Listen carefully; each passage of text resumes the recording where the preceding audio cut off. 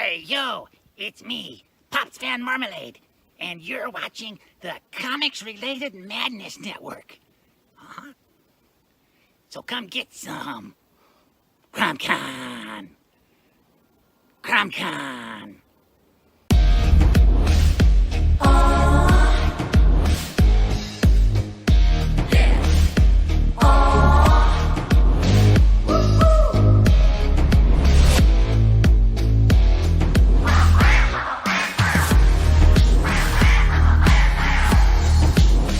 Your favorite podcast, it's Critical Blast.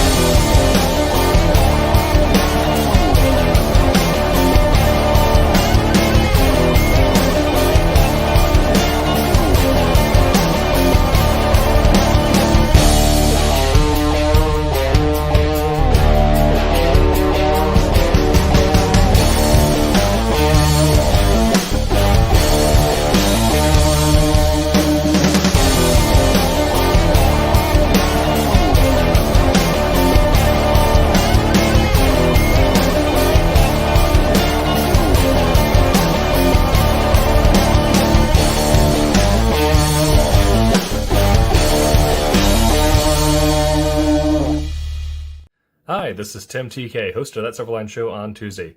Join us at 11 p.m. Eastern, 8 p.m. Pacific every Tuesday night as we discuss pop culture and the joys of making comics. Hi, I'm Dean Zachary, host of Silverline's Wednesday Wham, where we go beyond politics, beyond calculation, and beyond the big two. Join us each and every Wednesday. Don't miss out. Hi, I'm Roland Mann, and I host Silverline's Silver Sunday. Join me every Sunday at 8 p.m. Eastern as we make mine Silverline.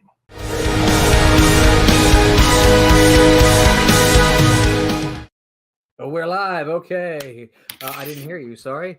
Hello, everyone, and welcome back to Silverline Live. We're debating on what to call it, but this is issue 2. This is our second installment. Tonight, we're actually going to get eventually around to talking about the craft of plotting a comic. So in the same way I asked you last week to bear with us as we kind of fumble our way through figuring out how all of this streaming stuff works, I'm going to ask you to do the same thing. Bear with us today and let us kind of figure out how this works.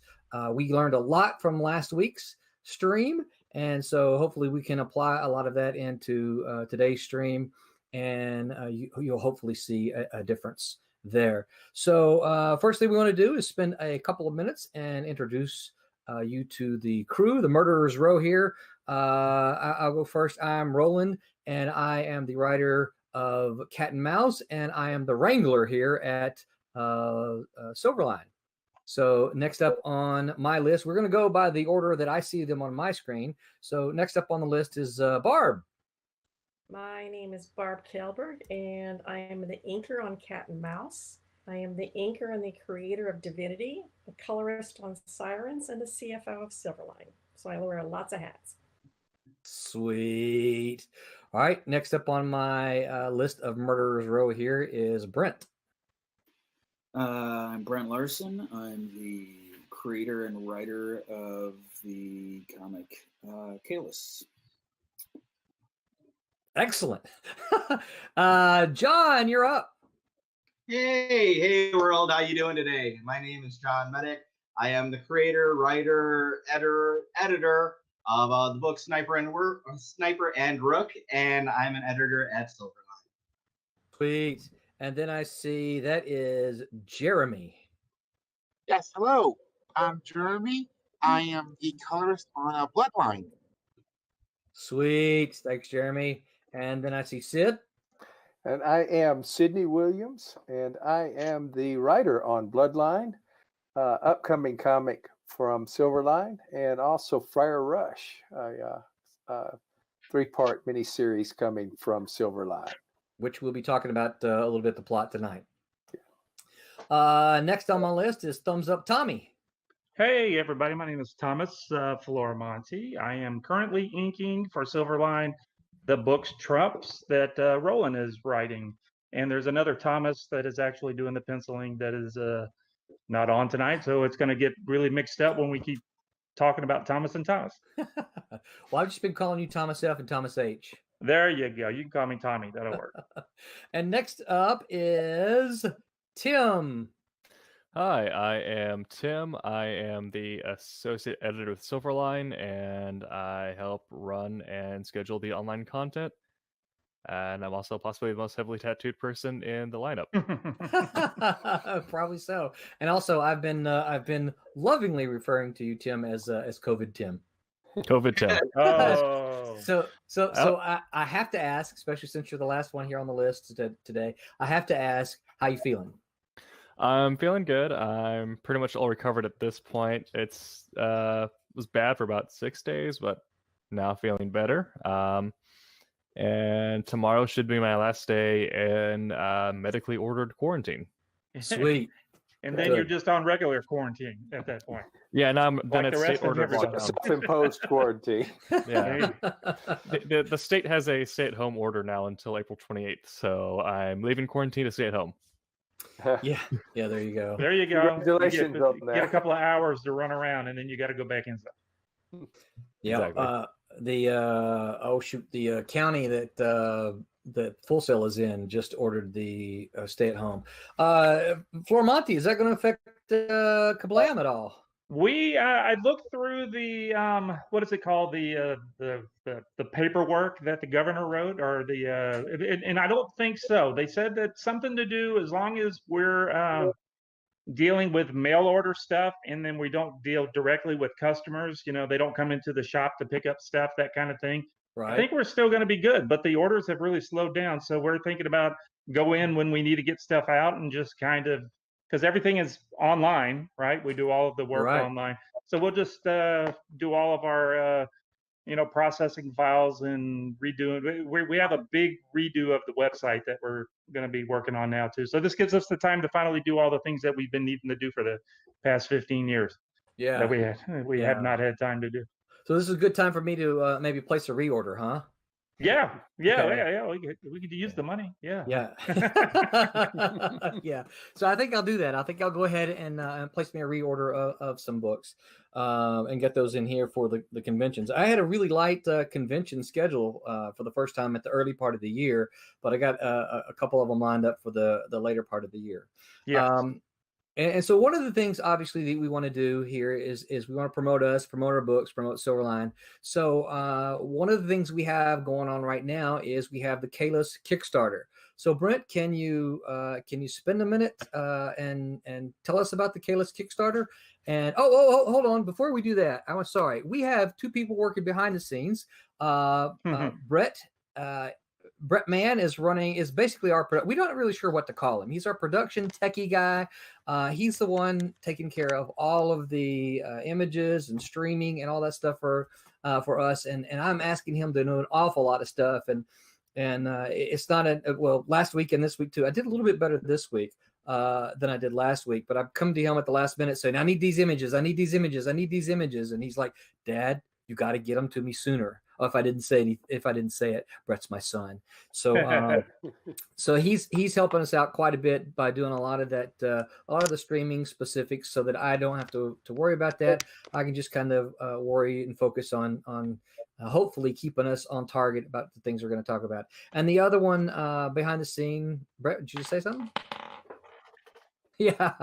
And then the other one behind the scenes is my lovely wife, BJ, who is the BJ. Do you want to come on and say hello, or do you want me to just talk?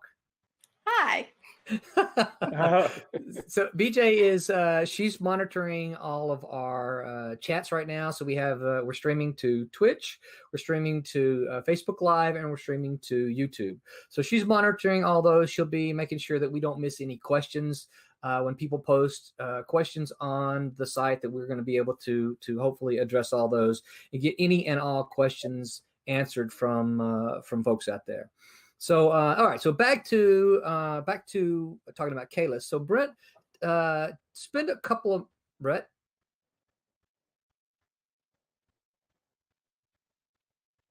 Yeah, John. So Brett, cue up the Kalis Kickstarter page, and if you that was the same one that we used from last week, I can send that to you if you need the link. All right, I'm sending it to you and the Facebook chat.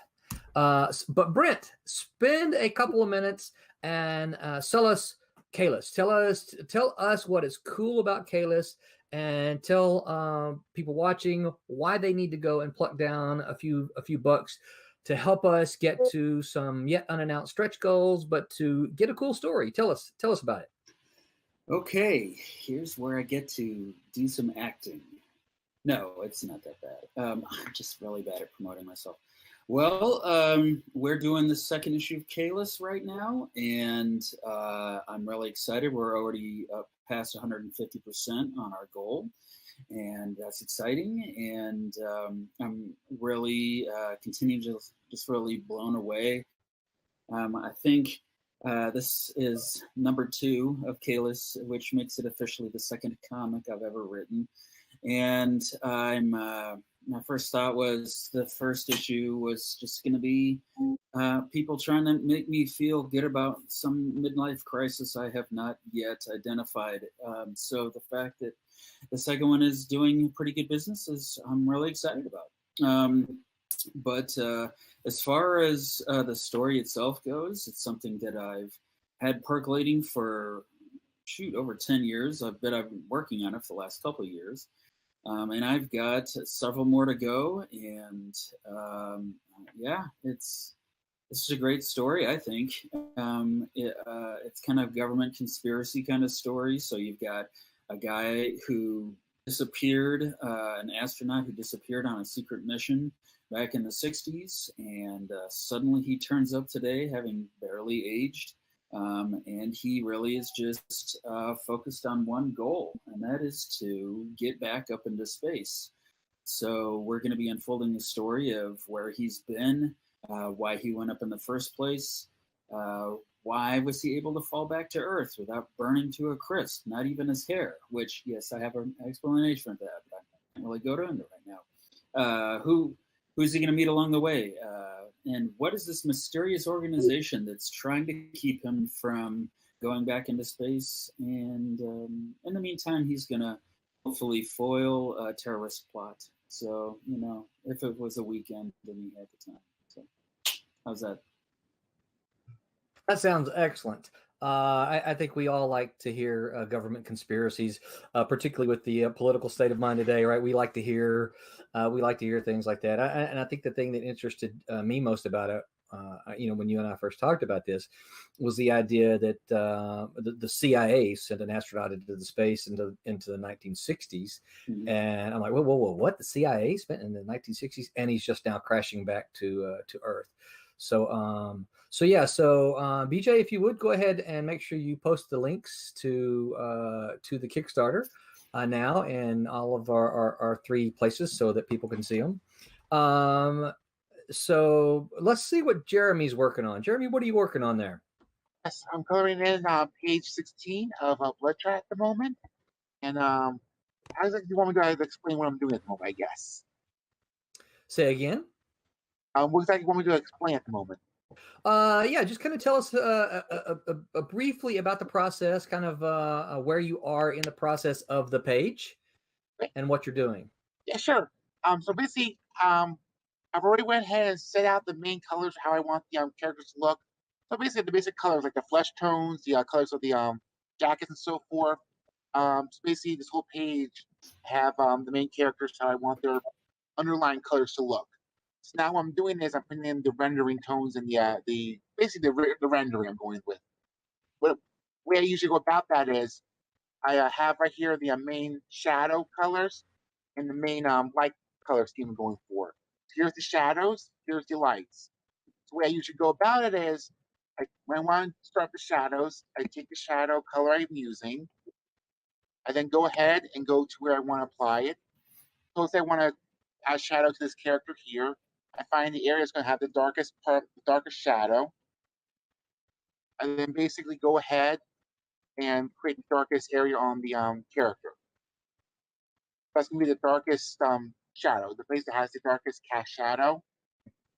I take that, and then everywhere else, that means I build up the shadow in every other area on that character. So the little spots up at the top of your page, that is essentially kind of like a little painter's palette, so that you don't have to always go back into the Photoshop specifics. You can just go up there and touch that, huh? Correct. That's really cool. I don't think I've ever seen anyone do that before. Yeah. So basically, the idea is that the color scheme right here is that since this basically is a horror type comic, I want the color, the shadows to be a cool color. Since the main color scheme is like reds and basically a lot of warm tones. So the warm tones cast cool shadows. So as a result, I want the shadow colors to be blue and basically cool colors. Mm-hmm. So that's why I choose very dark blues for the shadows. So sweet. And Sid, this is your book. Can you give us the elevator pitch of Bloodline? Well, Blood is based on a short story from a collection called Under the Fang, and in the world of Under the Fang, it is a world ruled by vampires, and it's not a great way to live. It's kind of like living in a coronavirus world. The vampire rulers are not benevolent to the humans that are left. They traffic humans as blood sources. And our story focuses on a band of resistance fighters. And so we have some of our resistance fighters being painted there now. The girl is named Quicksand. The blonde guy kind of at the center is Dugan, our main character, and the character that undergoes change, if you will. And the Cajun is the other member of the resistance there.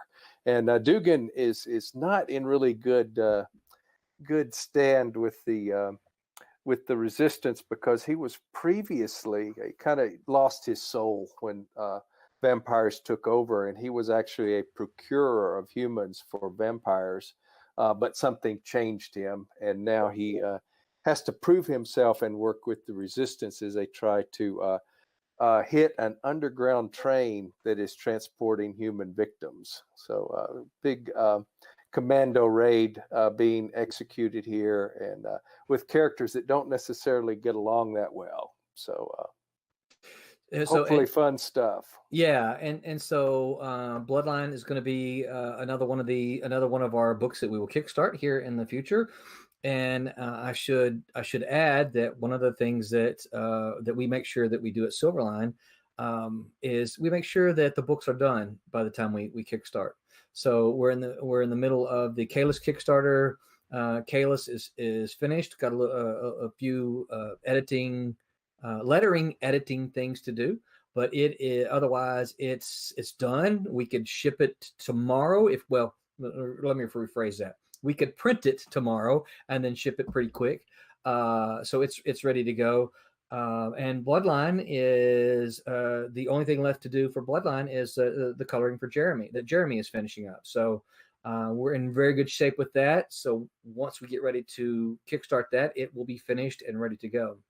One of the perks with the Bloodline Kickstarter is going to be a PDF of the original short story. Yes, as well. So so we get the Kickstarter supporters will get the comic and the original prose story, which was written by myself and a buddy of mine named Robert Pettit.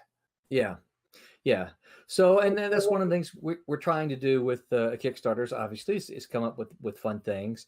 But one of the things I wanted to add before we jump over to Tommy real quick is that this is something that we strongly believe in at Silverline, is making sure that we have our projects finished in time for Kickstarter, because we've seen, all of us collectively, we've seen too many projects that on Kickstarter and on Indiegogo that have funded, and then month after month after month after month go by, and fans and supporters are like, where's the book, where's the book, where's the book?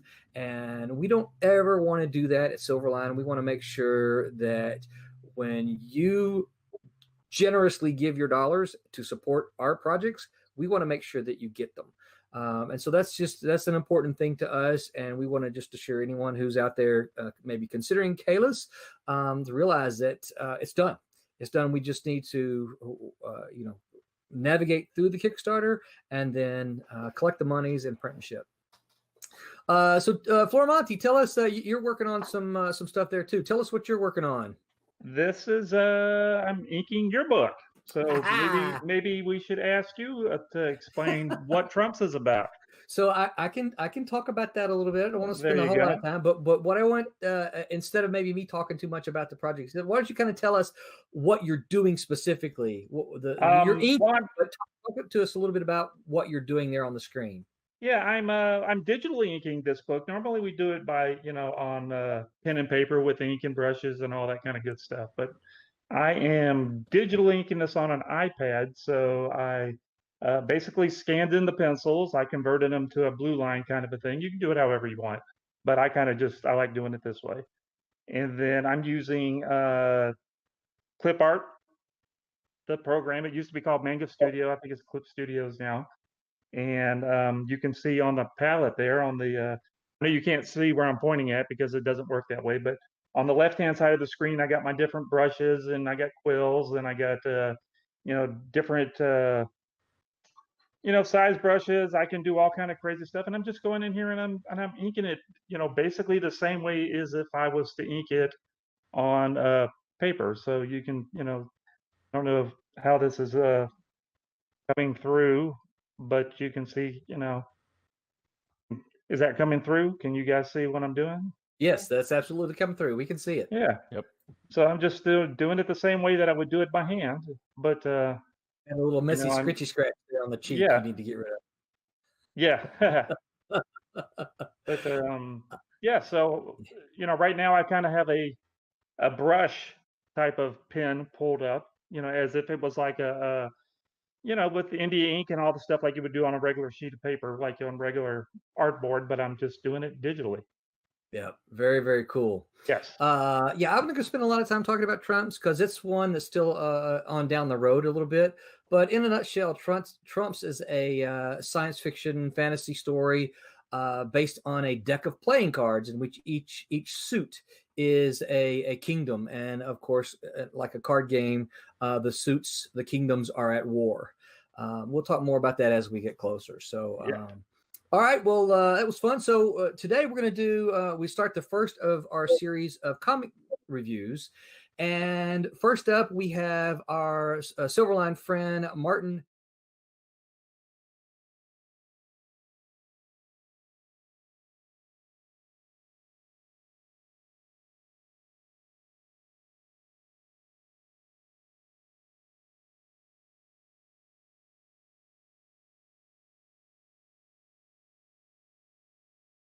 Classic independent comic book reviews. So so Brett, cue up Martin Piero's Silverline crowdfund comic review.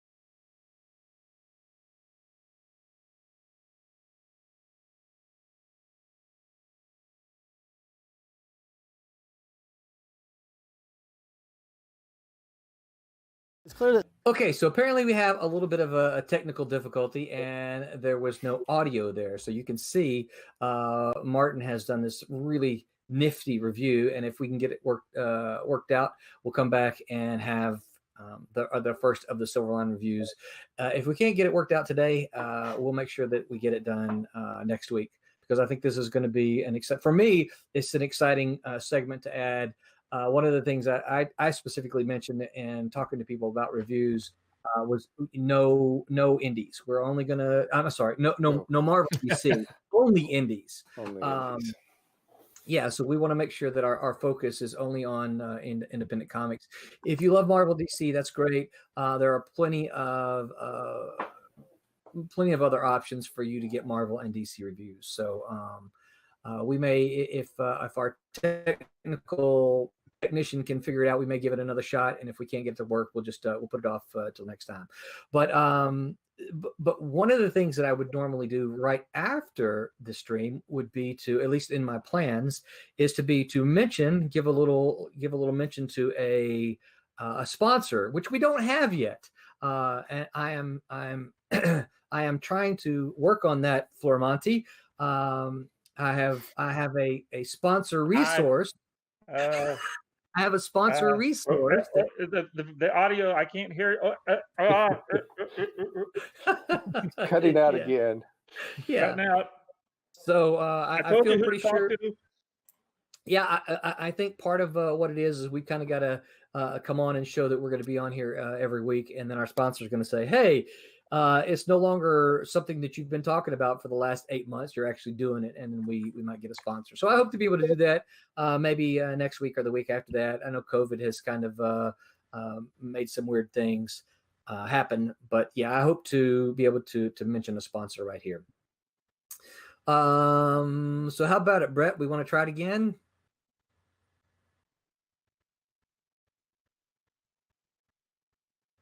That means no. A few more seconds. So we are in the middle of Kalis. I was talking to someone the other day. Silverline, look, we're gonna try once we finish Kalis, right? This is March. We're gonna try to get them shipped June, probably end of June, because by the time we get money from Kickstarter, get the books printed and shipped out, probably be the end of June, and then we're going to immediately launch into another Kickstarter, which would be March, April. That would be in May. So we're going to do a Kickstarter in May. We're going to try to fulfill those in July, and then do another Kickstarter in August, and get those fulfilled June, July, August, and September, and then probably do another one in October. Literally, we have those books 85% ready. As far as if all of those months were to drop right now, we have those books 85% ready that we could run them. So I gotta say, y'all, I'm excited about that. I'm excited that we've got this kind of product that we're literally kind of lining things up, queuing things up, as you might suggest, to go to Kickstarter. BJ, were there any other questions on any of the forums? Yes. Yes. Okay. There was on Facebook. I've got two for you for right now. Mark asked, what will be the big show after everything calms down? Where will Silverline creators gather? A convention, a store signing? So that's a good question, Mark. Thank you for answering it, asking it, I should say. So I don't know that we really have a big one. Barb and I have been talking about this for months and months and months. Part of the challenge for Silverline is that we are so geographically dispersed. Barb is way up in the frozen north in Wisconsin. Yes. Okay, I started to say Minnesota. Wisconsin. Yeah. Tim is all the way over in Oregon. Yep. Don is in Illinois. Sid is up in Virginia, and of course, I'm down here in Florida. So we're scattered about. So it's going to be tough to get us all in one place. If you were to ask me to name a home convention, as of now, that's Daytona Beach Comic Con. The folks who run Daytona Beach Comic Con are very good to us. They gave Silverline a nice. They supplied us with a nice little booth last year, gave us a promotion, and we're going. It looks like we're going to do it again this year. So Daytona Beach Comic Con would get my nod for that. I would like to find something central U.S. though, so that I could convince Barb to meet us somewhere, wherever that is, and we could kind of all meet there in the middle somewhere. But I don't have that. I'm voting for Memphis. Well, I told you what. I did reach out to Memphis, and I told you what they said. Yeah, he basically told me they're. Graceland. Yeah, they're all. And I could probably get in the other Memphis show, but they're not real comic centric. So it would just be us doing it for the sake of doing it. What was the other question then, BJ? The other question is off of Facebook also, and it's from Sean. What type of paper do you print on? Newsprint or more modern? You know what?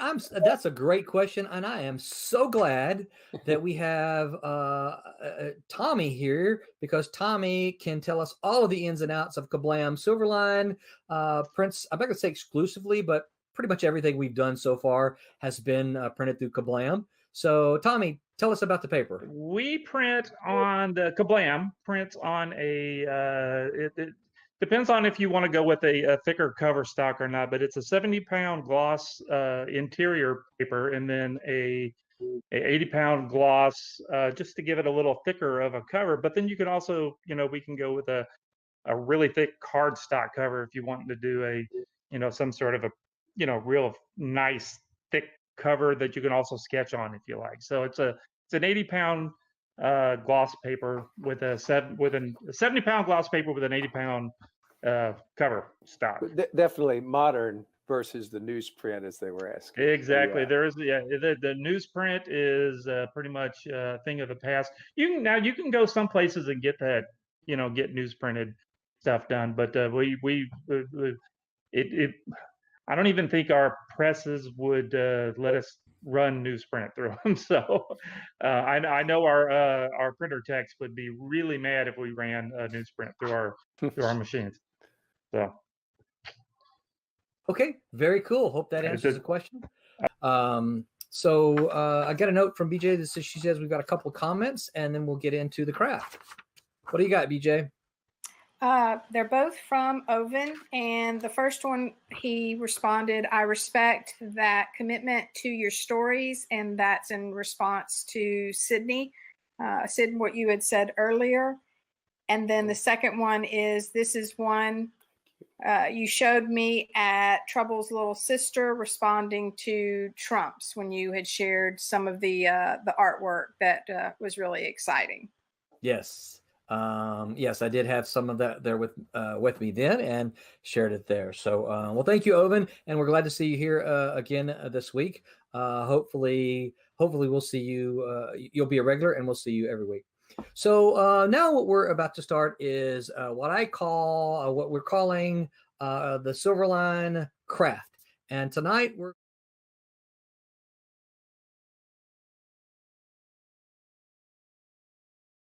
segment becomes is sort of not necessarily a tutorial, but a kind of a how-to, a help, if you will.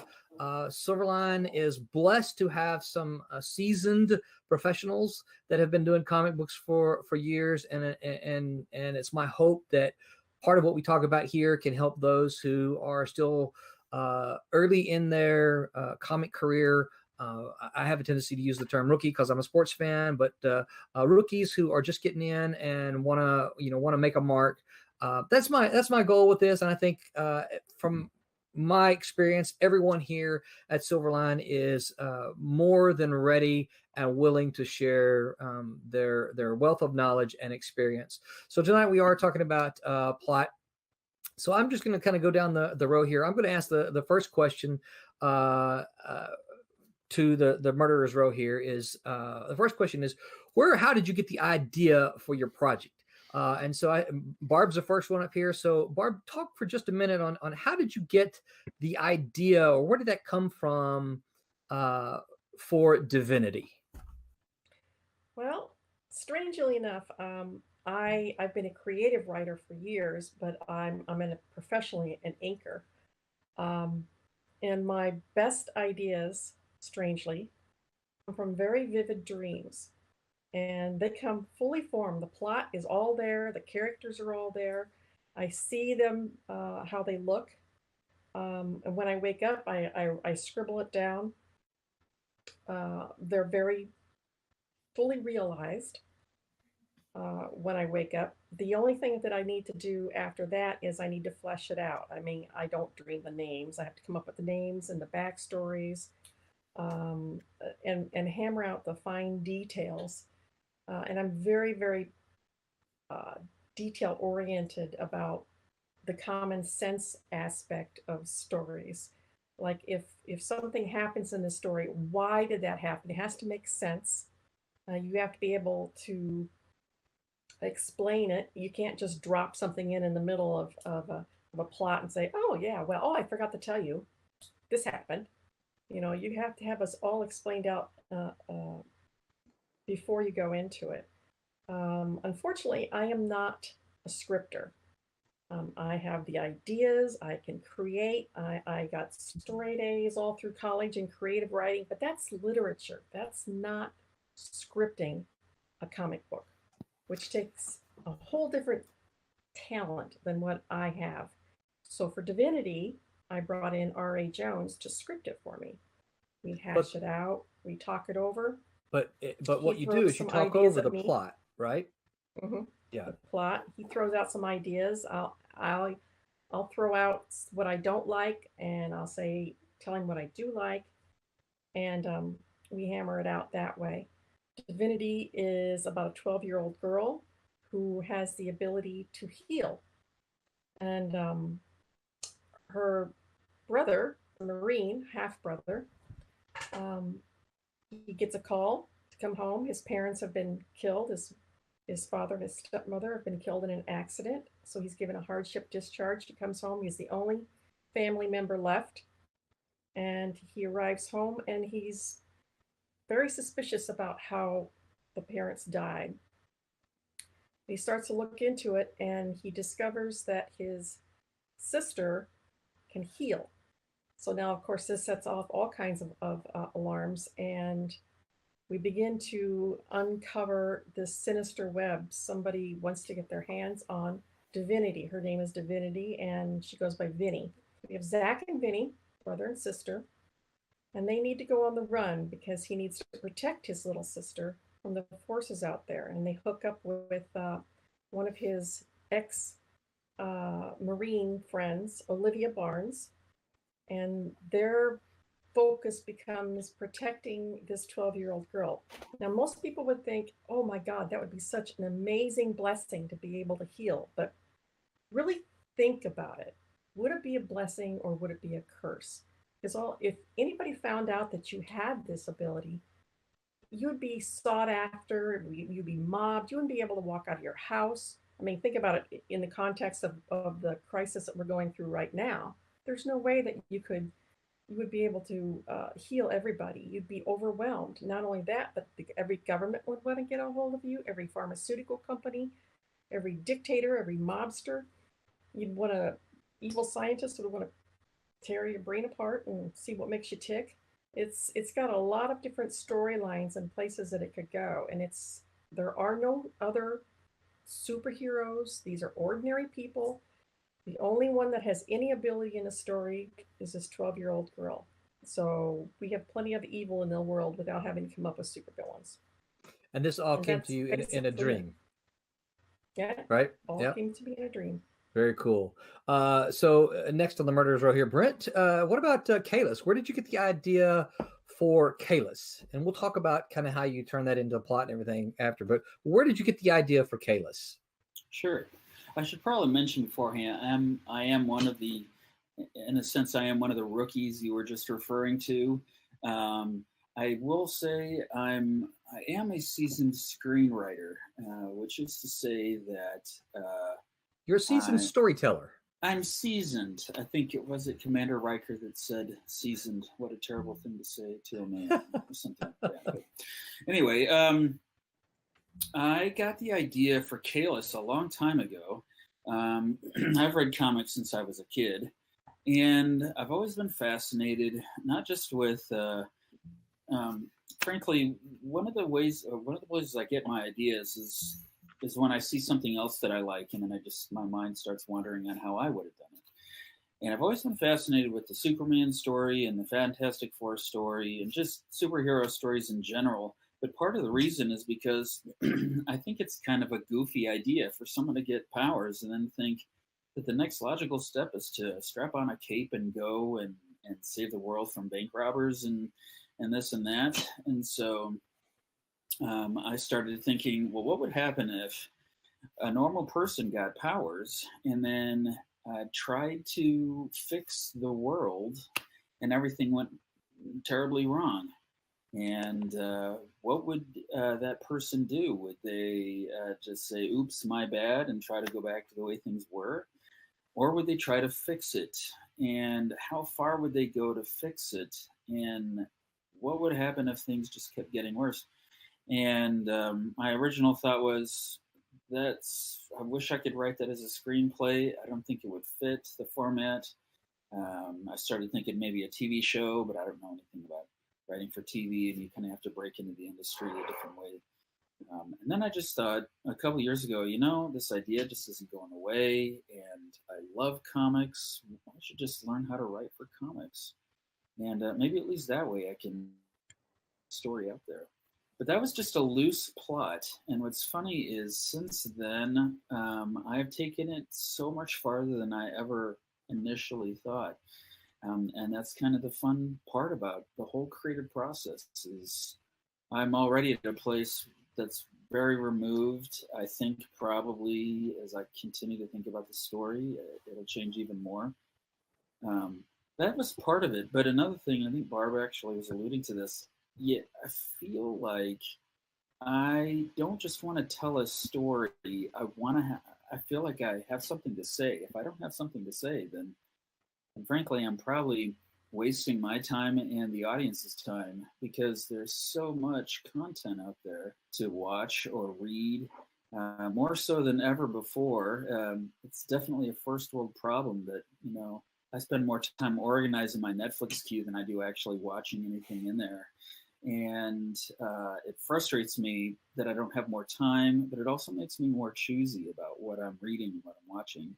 And I would need it to be really good. And I need it not just to be good, but I need for it to say something about life, what humans are all about. Is there such a thing as ultimate meaning? What is the nature of right and wrong? All these things in some way or another, if it's fleshed out in any kind of a story, then I want to know what it has to say, even if I don't personally agree with what it's saying. And if it's not, if it's just, check it out, I'm going to have this totally cool story where Wolverine attacks ninjas to save this person. Well, what are you trying to say? Well, nothing. I just think it'd look really cool. I'm already starting to lose interest. I just needed to be deeper than that. I think if that can be achieved, then I think especially when that's something I'm trying to build in my own writing, then that's when I get even more excited about the story I'm telling. So. Very cool. John, what about you? What about Striper and Rogue? Tell us, not just me, tell us, where did you get the idea for Sniper and Rogue? You're muted, John. Still muted. Hover your mouse over the hangout there, then you'll see a microphone pop up, then you can. All right, I'm back. There. Good. All right. So I was kind of like sketching out some notes as we were all talking, because if you wanted to go back to the original ideas of Sniper and Rook, what I wanted a team book and, a duo, a pair, a male, a female. I was born in the 70s, child of the 80s. So that really influenced what I wanted. I wanted a guy and I wanted a girl. I don't know how maybe I could have been affected a little bit by yourself, Roland, with Cat and Mouse, because you had a guy and a girl, and I was like, I kind of want my own version, but differently. But you know, I was kind of going through the other things that were really influential to me at the time, that went along with some spy stuff too, like Moonlighting. You know, David and Maddie. Holy cow, that was awesome. Remington Steele with Remington and Laura. My mom watched General Hospital, so I got stuck watching General Hospital. But you had like the World Security Bureau with Robert and Anna and Frisco and Felicia. X-Files, 90s, Mulder and Scully. You know, so there were a lot of great guy-girl duos, and that's kind of really what I wanted to bring forward, and that's where it started. But then it kind of quickly stalled because I'm like, okay, so I got a guy, I got a girl, I got names for them, Sniper and Rook, really cool. But what do they do? The first one, and I don't believe I'm putting it out there for the world to hear, I was desperately coming up with some way to do this. And I was like, okay, well, what if Sniper's an actor? And he doesn't have that name, and he shoots somebody to save somebody. The media gives him that name, and he hates it. And there's a seamstress who wants to be his partner and makes herself her own costume and follows him along without him wanting her there. And I'm like, yeah, I just ripped off Roland's Cat and Mouse. Yeah, not a good idea. Then the next concept I came up with, this one would have been during a political time where we had the Captain America story going on with Cap getting kicked out of his uniform, becoming the captain, my favorite comic story of all time. So there was like a commission that decommissioned Sniper and Rook, saying that they were too American, they were a threat, kind of sidelined them. He wound up as a sub teacher, she wound up as an artist, then they get pulled back together. That one derailed because one of my very best friends was the artist on that, and it was supposed to be a complete spy story. And one day I called him up and I'm like, hey, Brian, did you get any work done on the book this weekend? He's like, yeah. And I'm like, what'd you do? He's like, oh, yeah, I got them in a bar. I'm like, what are they doing in a bar? And he's like, they're fighting my vampire. I'm like, what's a vampire got to do with a spy story? So we decided we could be friends or work together, and so we're still friends. And then kind of where it evolved to and where I really got to, I got to the point where I mapped out what I wanted to do with them. And the real tipping point was I was no longer trying to write a Sniper and Rook story. I wind up writing them more as Jack Barton, and Rebecca Page. So once I got to know who the characters were, the story and the plot came so much easier. The first 5-issue story arc, which is in the Sniper and Rook collection, the first 5 issues is a full story that got my spy story out there. It is world hopping. They meet some allies, they meet some enemies, they meet some in between, which was great. As I plotted it, I knew where I wanted the story to start and where I wanted the story to end at the end of issue 5. And then I kind of laid it out so each issue ended on a little cliffhanger of its own to bring you back for the next episode. When I went back to take a look at all of my old versions of things that I trashed and said that wouldn't work, I picked and chose some of those other things. Some of the traits I wanted for Sniper and Rook from that second one.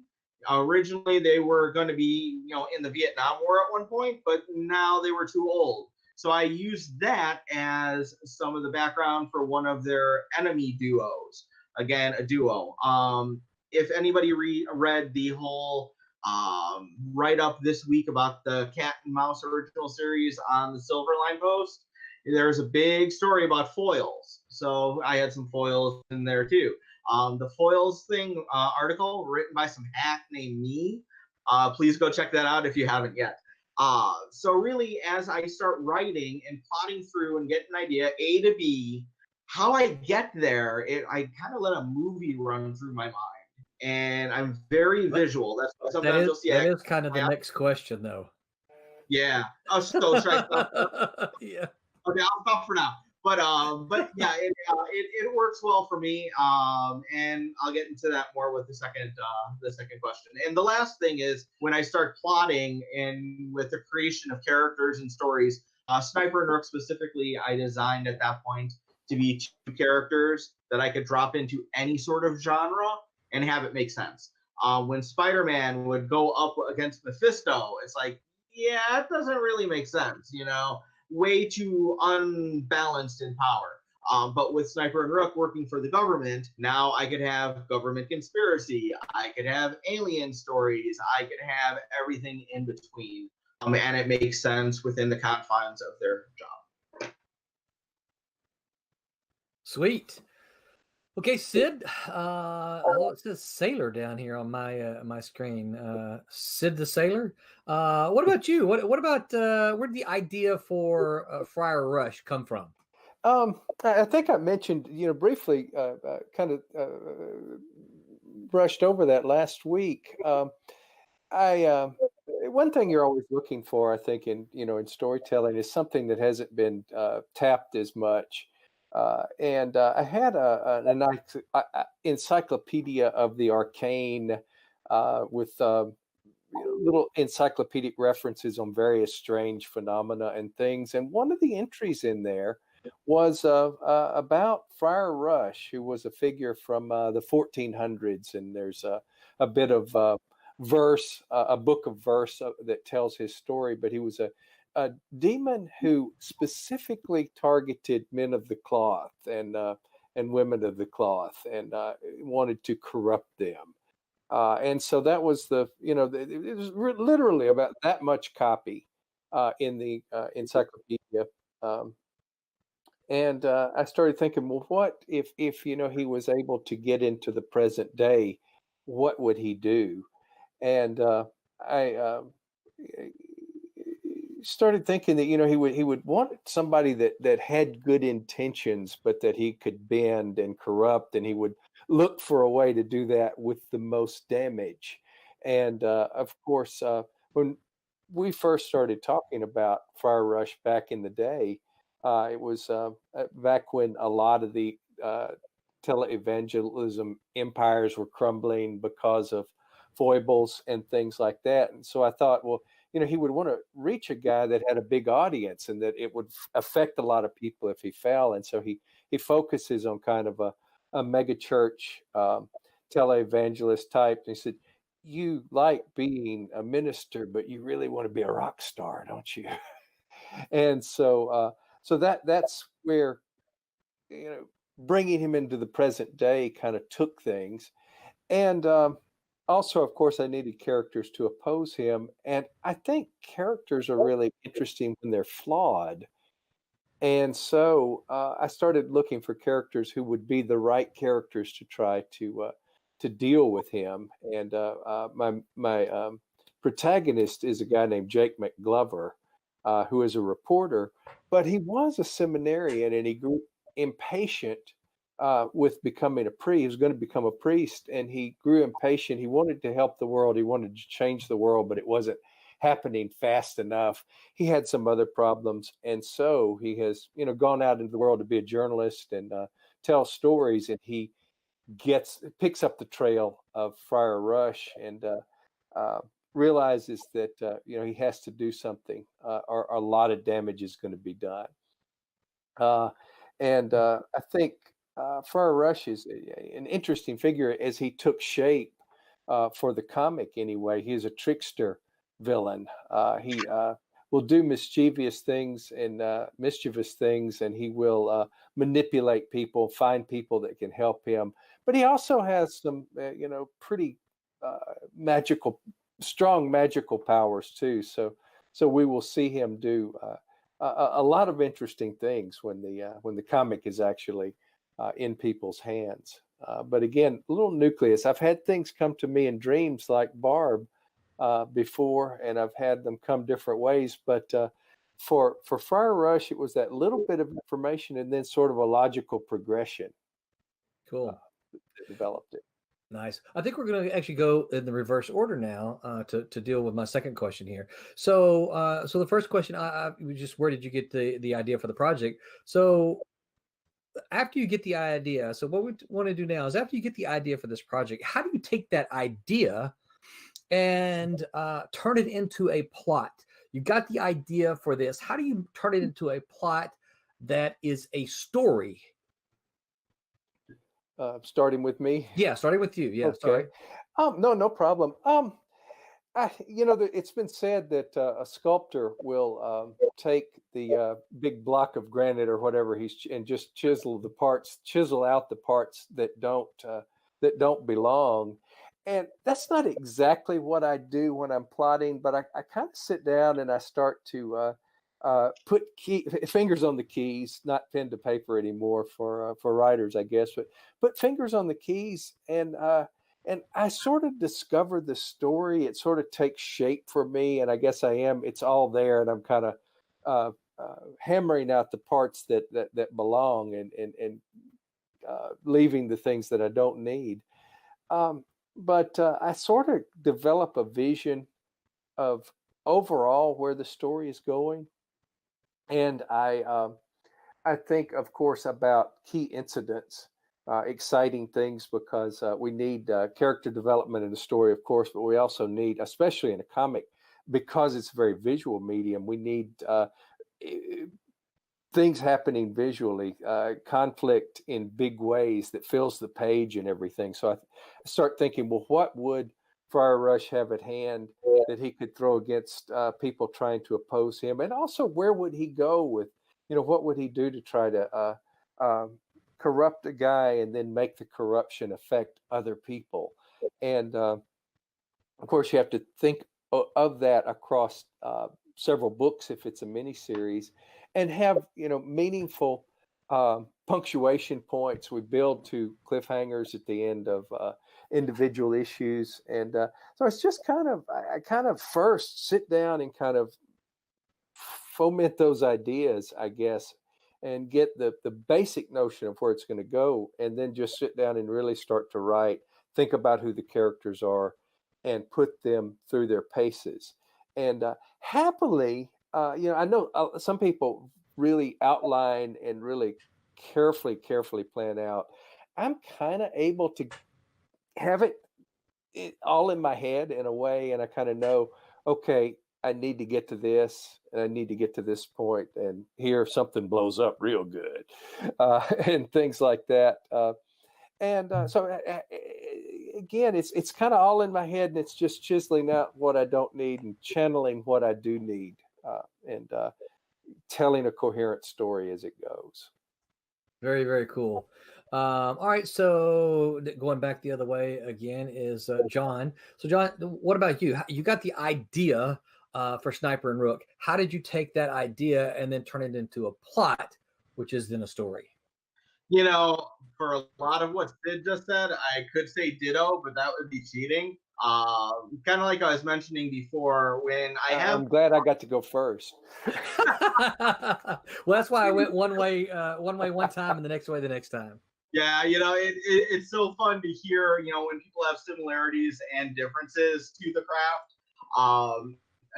Once I had the concept, I knew where I wanted to start, at A. I knew where I wanted to end up at B. But for the first 5 issues, I truly did not know how I was going to get there. Literally, as I started writing and plotting, like the first issue, it really hit. And, people mention, dreams being a good influence. They get ideas from that. My mind just took over. Like I was mentioning before, I'm very visual. And I just kind of let my mind go. And I let the scenes play out in my head, how it would look as a movie.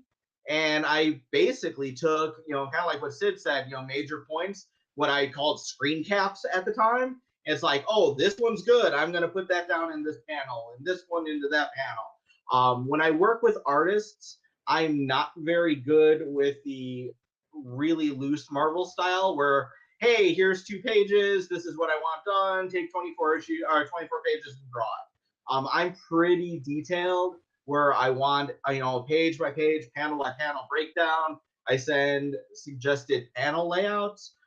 So that way, kind of like Sid was talking about, and I mentioned before, each issue ends on a cliffhanger, but I also try to pace it so each right-handed page has a cliffhanger to make you want to turn to the next page. So that's one of the key ones when it comes to me to plot the whole thing out. It might not surprise you that I actually teach that in my class. You know, that is awesome to hear. So it means I've instinctively been doing something right. That is cool. I love hearing that. The other thing that really comes into play with me, because I do not draw, I'm very visual, but I can't put that down on paper. But I also try to pair up stories and plots for the stories based upon the artist I'm about to work with. Different artists have different styles, some more conducive to other stories than not. So once I have an artist that I'm interested in working with and who wants to join the Sniper and Rook team, I try to plot a story based upon their strength as artists and also sometimes interests too. So for me, it's kind of like a hodgepodge of all of those things. But once it starts, the mind takes over and I get the little movie going in my mind. And sometimes it goes in areas I didn't even think of going into. Take the screen caps, put those down, write that out for my artist, and then they go to town. And from there, I script. Sweet. Sounds like a cool plan. Always good to know that, you're, even though you weren't formally kind of trained or anything, you're doing a lot of these things instinctually, right? Absolutely. Like the page turners. Very cool. I want to say, I think, if you have read a lot and, you kind of absorb story structure.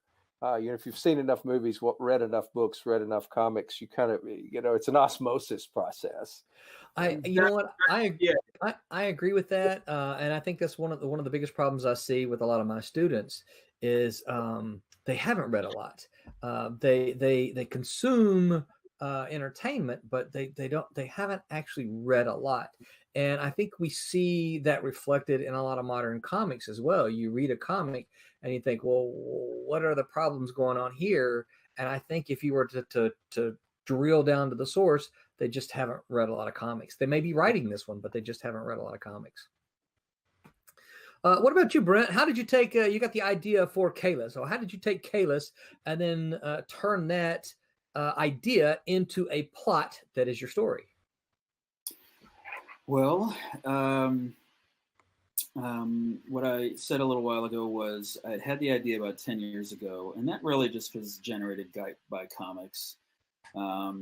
But as I really started thinking about how was I going to develop this into a story that had any kind of weight, I started doing a couple of things that had no relation to each other. One was I read the book Legacy of Ashes, which is about the history of the CIA. And it's a really interesting book, but largely it talks about, it could be, I suppose it's probably fairly controversial, and I'm not going to say, I know it's definitely from one person's point of view, but the idea was that the CIA had, throughout its history, it didn't have any oversight, no matter how much the presidential authority tried to bring to bear against it. Basically, the guys who ran the CIA, they won.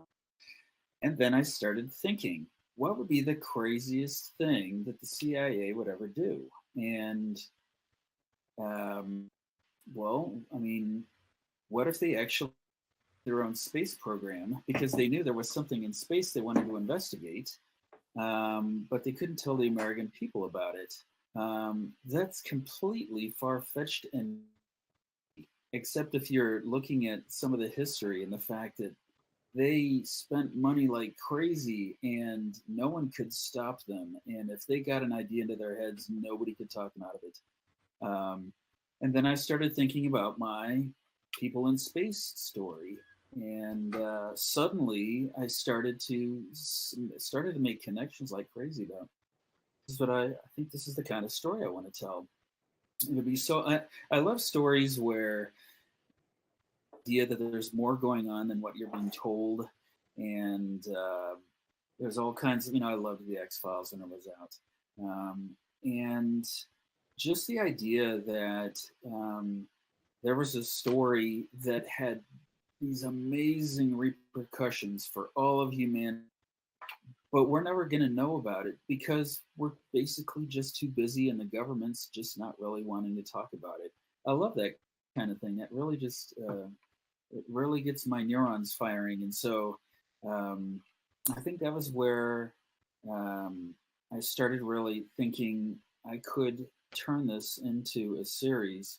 And then when I really just started to break it down in terms of like, well, how would I communicate the story in a way that wouldn't be just like, well, here's my guy and he did this, but and then I started thinking about the fact that I love stories that are told with lots of foreshadowing and hints of the future, but you have to stick with it to see what the connections are. And then I started thinking, I think that's the kind of story I want to tell with this. And so really what it amounted to, I guess, a short answer to your question is I just started looking at what I was already looking at the time. And if it was compelling enough, then I started considering it as viable material for developing Kalis. And eventually I sketched that in a way that I was like, man, I think this could be really cool. And the cool thing is I'm still doing it. I'm doing stuff that I think would blow people's minds if it ever could get into the story. Who knows what'll happen in a couple of years? I'm hoping I'll still be that way. So I got to ask. I've taught creative writing long enough that I can't read any of the sticky notes behind you, but those look suspiciously like plot points for a story.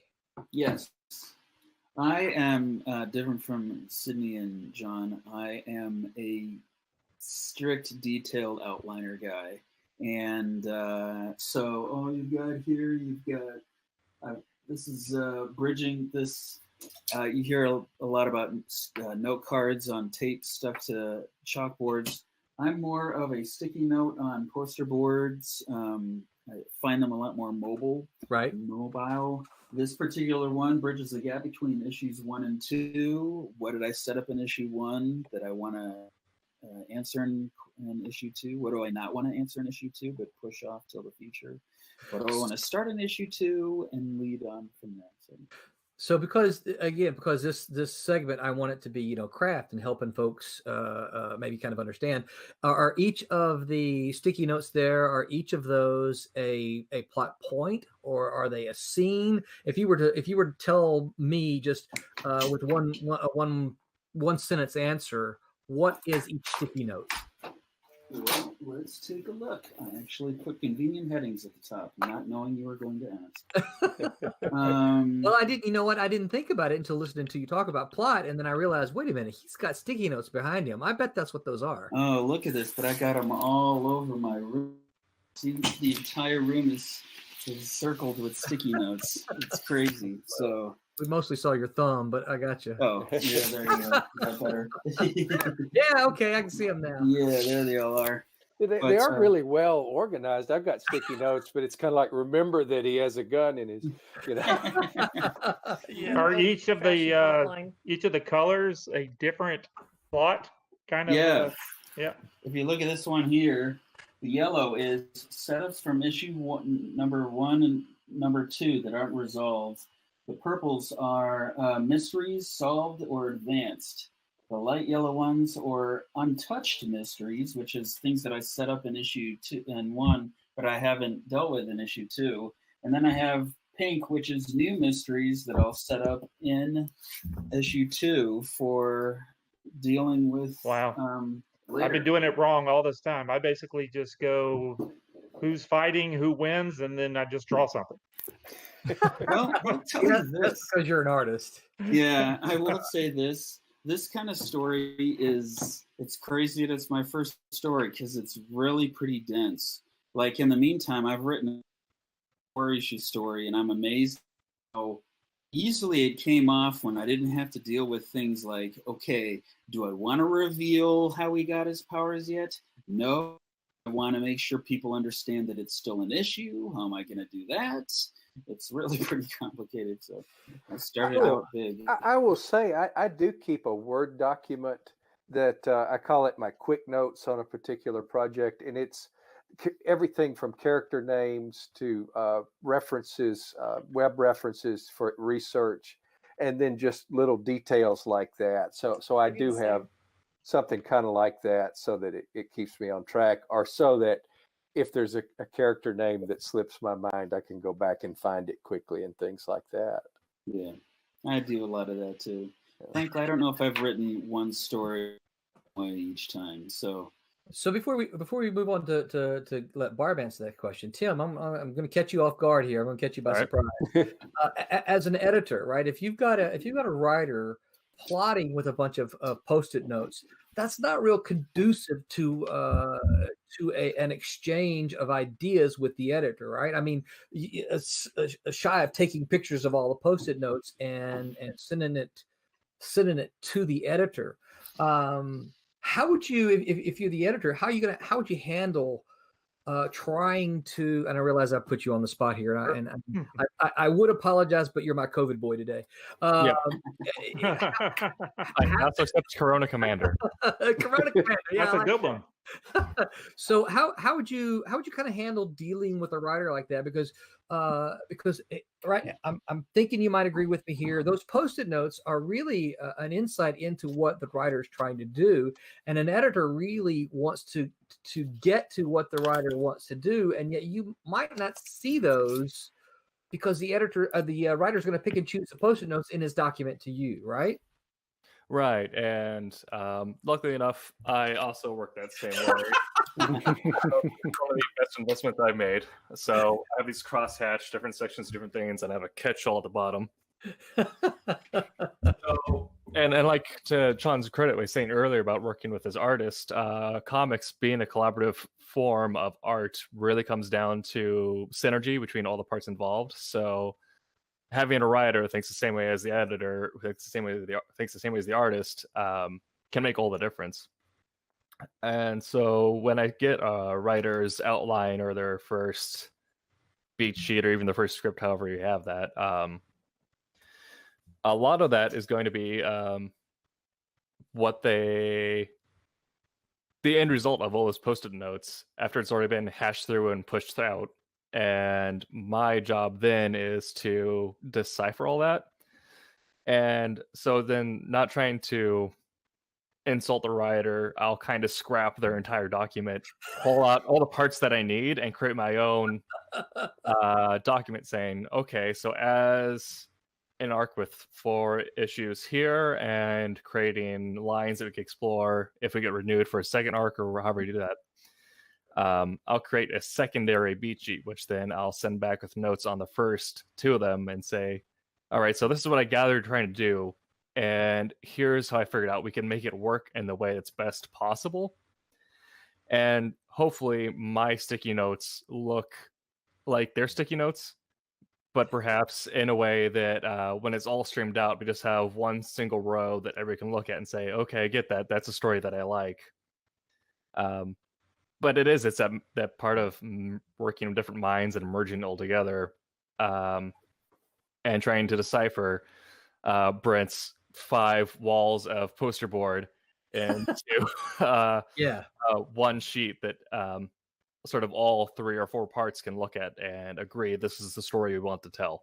Yeah, and hopefully Tim would be quick to verify this. One of the things I talk about in my comic writing class is that editors in comic books often get a really bad rap, and I will be the first to admit that some of it is deserved. I mean, I've a couple of you here have worked for Marvel and DC before, so you know that some of that is very well deserved.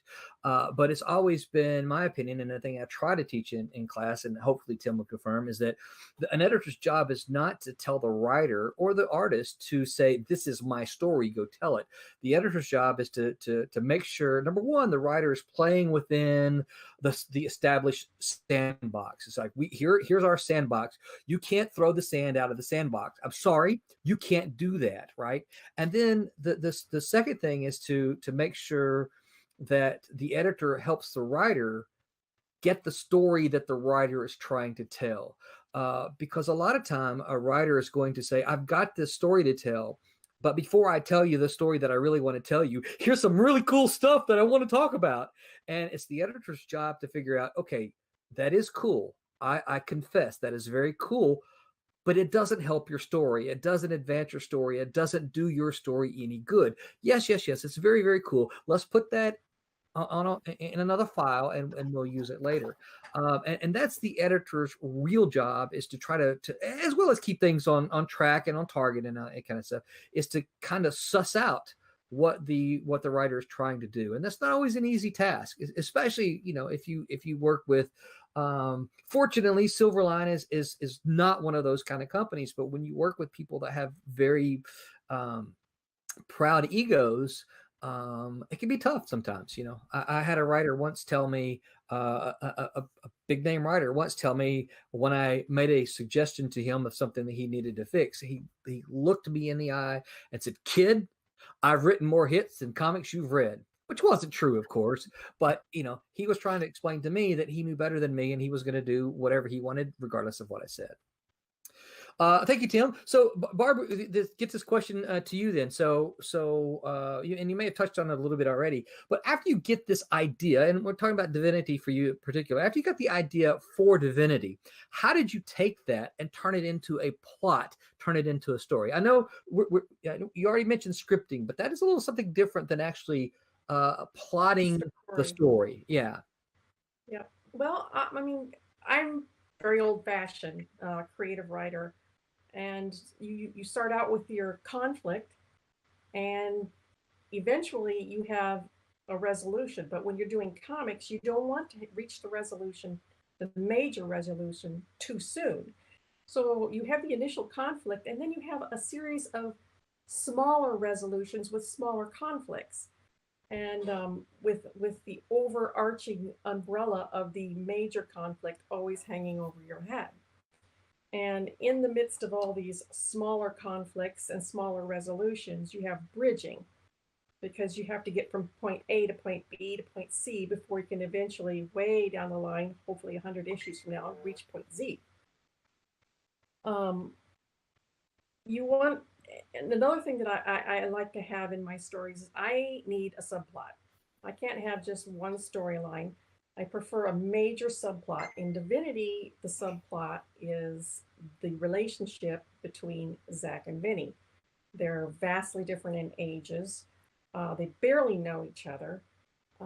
They need to build a relationship and become a family. They don't start out very well, but the point of the subplot is that eventually they're going to end up very close in a familial relationship.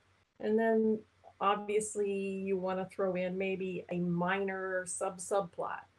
And in Divinity, it's going to be the relationship between Olivia and Vinny, and probably the whole backstory to the evil, shadowy organization that's pursuing Vinny.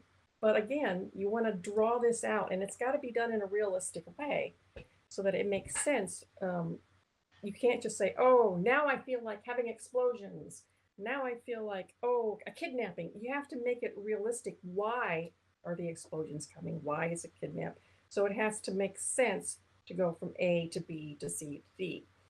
And you have to make it interesting. And that's the major issue when you write, is trying to hold the reader's attention. That's. I'm sorry, I was muted. I was sitting here trying to talk, and I was muted. Brett, I wanted to say, Barb brought up a good point there too about the mini resolutions, and we all are working on obviously slightly different projects, but Friar Rush is a 3-issue miniseries, so it's a little more finite than Kalis, where Brent has to think longer range and have even more story to unfold in a kind of an ongoing piece, and so it makes sense to parcel those details out a little more slowly. You want to have a small, kind of a small but not final resolution at the end of Friar Rush, leaving it on a cliffhanger, so that if it's a real popular, it can go on. Yeah, well, yeah, and we definitely, that's the other thing is, open-ended to some degree. Yeah, you want to finish. You want to finish the primary arc, while leaving enough there that you can move forward. Barb, have you ever heard of I know you're going to know the person, but have you ever heard of the Levitt's paradigm? Brett, could you toss that up for everybody? Have you ever heard of the Levitt's paradigm? No, I haven't. You will like it since you're working on divinity now. The Levitt's paradigm is essentially, and it's nothing new really to TV, but it's basically how do you take multiple plot lines and work them into your story as you move forward from one issue to the next issue to the next issue. It's something, I don't know if Tim remembers it, it's something that I actually talk about in my class. We don't do multiple multiple issues in my class. We just don't have time for that. But it's something that I mention in the class because I want students to know if they're going to go on and do multiple stories, they need to know how to take their an A plot, a B plot, and a C plot and move those from issue to issue to issue. I hope Brett was able to find that and toss that up. But I'll toss that to you, Barb. I think it is a great, and since we're talking about plot, I think it's a great way to plot story. And when you're thinking about that. All right. So for the we're running over, but if you guys are still Roland, can you tell us a little bit about how you put your stories together? Because well, I mean, you are writing the story that you and I are working on. Yeah, I am, but I was watching the clock and I kind of felt guilty because we were going over. But if you guys, this big fight, people fighting, boom, boom, boom, done. Next. So if you guys feel pretty good about hanging out a little bit, I think this craft segment is being a good one. Y'all gonna hang with me a little bit? Okay, cool. So all right, so I'll talk briefly about Cat and Mouse then. So Cat and Mouse, the idea came to me in an inspiration in the sense that it's not totally and wholly 100% mine. I met some artists and I met Stephen Butler in particular in college, and we decided that we both wanted to do some comics. He introduced me to his roommate, a guy by the name of Mitch Bird. Now, Mitch Bird was not really a huge comic fan, but he was a fantastic artist. He was a very good storyteller. Now, when Mitch first started, he was very, very rough. But Mitch had some little tiny little 4-page story, 6-page story, 12-page little things that he had just done at drawing. And so we were trying to figure out what to do. And he had this 4-page sequence drawn that had a couple of characters in there. And I asked him, I said, hey, who are these characters? He's like, well, they don't really have any names, but I'm thinking that this guy was a cop and she was maybe a thief. And so we sat down and we talked about it. And that's kind of how the original Cat and Mouse was born, from me sitting down with him, seeing his artwork, kind of being inspired by what he had done. And then the two of us just kind of tossing some things back and forth. I kind of took it in a way that he really didn't want it to go. But if you've ever met Mitch, he's not a real big talker. And so that's kind of the basic concept. When I got to the second volume, I decided that I wanted to keep the mood and the tone the same, but I wanted it to be obviously different characters. I didn't want the same characters to be involved. I wanted it to be different characters. And instead of the mob, the mafia, which is what the emphasis was on in the first volume, I wanted to take on something a little different. And as a parent, my kids are a little bit older now, but as a parent, one of the things that always scared me was human trafficking. The idea is that my kids could be kidnapped and I would never see them again, because this is a reality in the United States. As a Southerner, we frequently hear, through all the media, how evil Southerners are for slavery and all that kind of stuff. And the thing that frustrates me as a person, as a human being, is that we have this going on today, and no one cares. And I shouldn't say no one, because there are certainly groups, but it seems to me, looking at this, that no one really cares about what's happening. And I live in Orlando now. Orlando is one of the top cities for human trafficking. And that really, really, really bothers me. It just bothers me. So I wanted to take that idea and apply it to a couple of characters that I liked. And that's kind of how the idea of Cat and Mouse, the project came from. The second question, how did I turn it into a plot? Because I knew I wanted it to be about human trafficking, I always want my stories to be personal. So rather than having a couple of characters just go and try to save someone from human trafficking, I thought, well, what if one of my primary characters is caught up in that ring? What if one of the primary characters is one of the characters that is being human trafficked, and then the other character has to come along and rescue? And then that becomes my very visual plot. This character has to rescue that character. And of course, we live in a day and age where we don't want, I'm going to use the wrong terminology here, but we don't want any, I guess it's white knighting. So I didn't want the male character to just have to go in and, oh, look, the male is here, I'm going to say. So she's a strong character in here, and she does a lot of it, but there's still that fear because she's caught up in human trafficking. And ultimately, if you've been following Cat and Mouse, you know the two of them are going to team up to take on human trafficking. I won't give away a lot of spoilers. But that's kind of how, for me, how the idea turned into a plot is that, oh, okay, I got to have him, figure out where she is and figure out how to get her out of that. And therein lies how the conflict comes up, which is, of course, what drives the story. Thank you for asking, Thomas. I'll give you a cookie next time I see you. A writer will talk about good. his work. It sometimes at the drop of a hat. Sometimes someone else has to drop the hat. Yeah. All right. So then our last question here about when we're talking about plot is plot. So there's writers often talk about, and people often talk about plot and character as two different things. And for the sake of this discussion, I do want them to kind of be considered as two different things. But as a writer, how do you take in character and make sure character and plot work together to tell your story? And Barb, we'll start with you again and go on my screen left to right again. So how do you take character and make sure that it fits with your plot and that you're doing your plot a service and your character a service at the same time? You're talking about the character, I'm not quite sure what you're saying. So you have a primary character, right? You're a protagonist.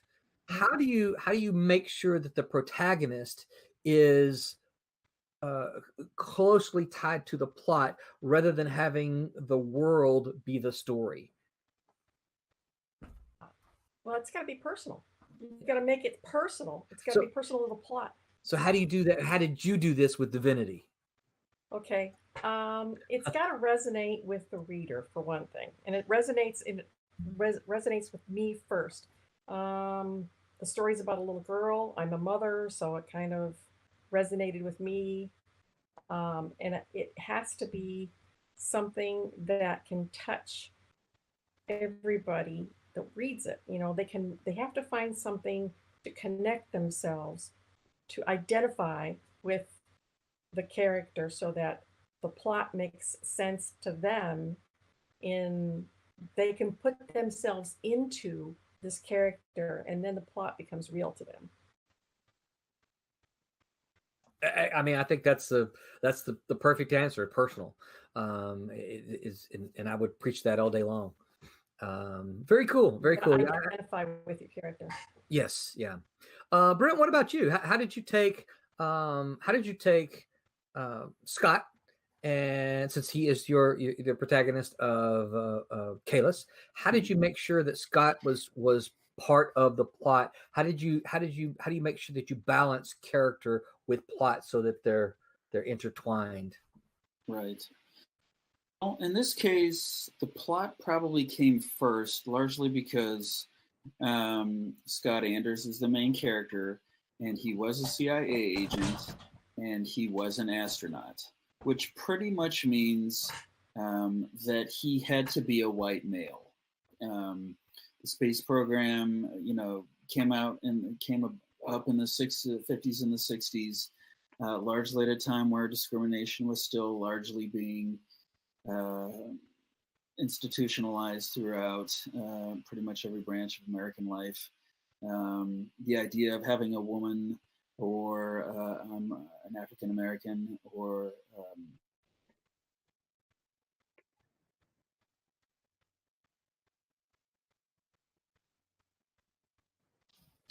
that he is that way that he's a white male, gives me opportunities to branch out from there and tell different kinds of stories that will involve more women and African Americans and Hispanic Americans and so on.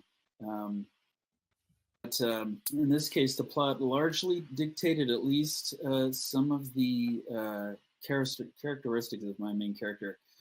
But then for me, the fun began in really trying to figure out who was this guy and why was he the one that this story deserves to have him as its main character. Something I do when I'm writing a screenplay, work with some other writers, and I like to play a game with them, and that is choose a movie and then think about why the main character against whatever antagonist they're going against, and why is the main character of choice to go against the antagonist. And a great example is Aliens.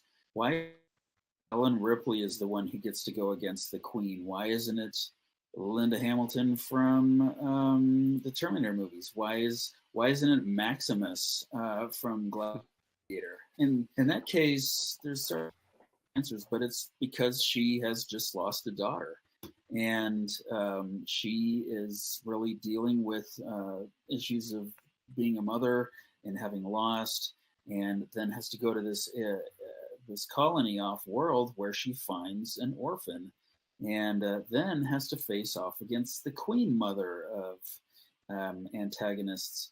And so when I started thinking through who my main character was going to be, I had to think about,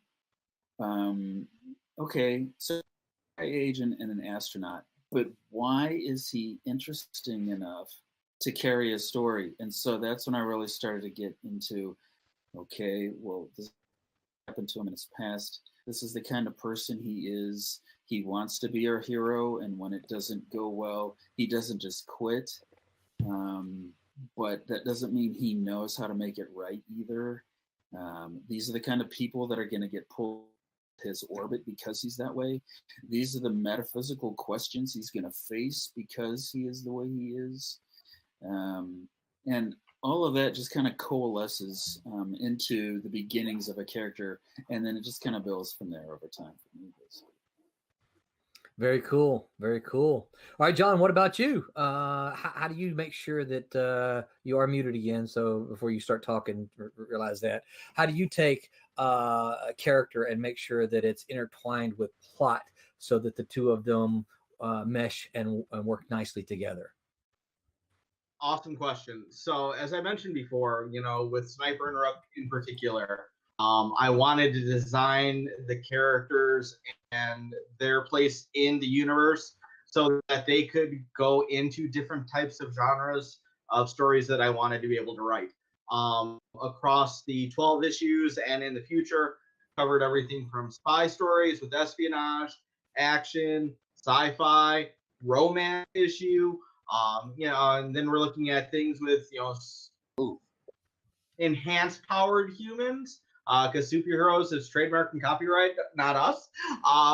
So what wound up happening is as I started writing them, and I think I mentioned this before, I'm sorry if I'm repeating, but as I started to write them more and more came out that Sniper and Rook were different parts of me.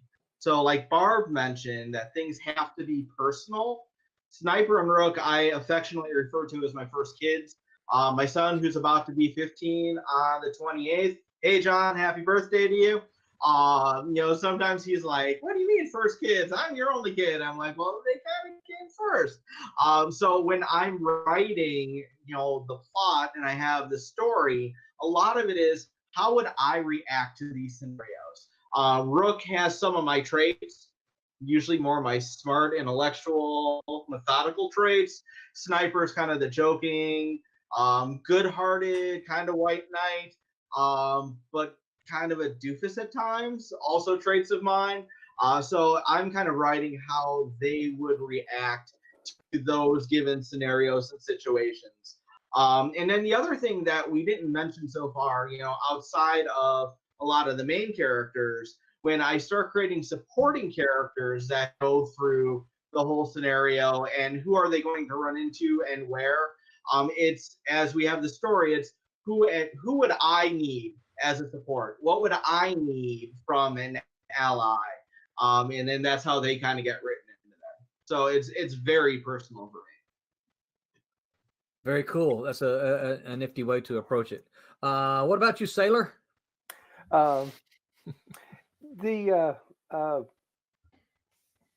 Barb's point that it needs to be personal, I think, is an important one, and I think that's kind of at the core of Friar Rush. My hero, as I mentioned before, Friar Rush is driven to corrupt people of the cloth, and so my male protagonist, Jake McGlover, is a reporter who was a seminarian, so he was on his way to be a man of the cloth, and his seminarian friend has gone on to become a priest, and he's one of the first people that Friar Rush preys on in the present day.